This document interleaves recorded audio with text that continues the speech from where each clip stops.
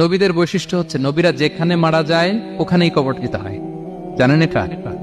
বিষ্ণু ইসলাম মারা গিয়েছিলেন আম্মাজান আয়েশা রাদিয়াল্লাহু তাআলার ঘরে, ফলে ওখানে বিষ্ণু ইসলামের কবর রয়েছে, ওখানেই কবর। এবং ওই কবর দেওয়ার পরেই ওই কবর দেওয়া ঘরের ভিতরে আম্মাজান আয়েশা রাদিয়াল্লাহু তাআলা যতদিন বেঁচে ছিলেন ওখানেই ছিলেন, কবরের পাশে। এরপরে বাবা মারা গেলেন আবু বকর, বিষ্ণু ইসলামের পাশে কবর দেয়া হলো, বাবা আর স্বামীর পাশেই থাকলেন। এরপর ওমরে ফারুক মারা গেলেন, ওনারও কবর দেয়া হয়।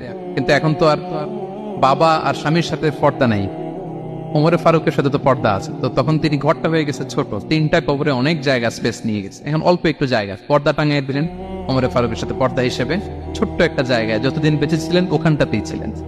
ওমরে ফারুক যখন আমিরুল মুমিনিন খলিফা, তখন ছেলে আব্দুল্লাহকে পাঠিয়েছিলেন যে যাও একটা অনুমতি আগে থেকে নিয়ে রাখো আম্মাজান আয়েশার কাছ থেকে, যেহেতু ঘরটা ওনার,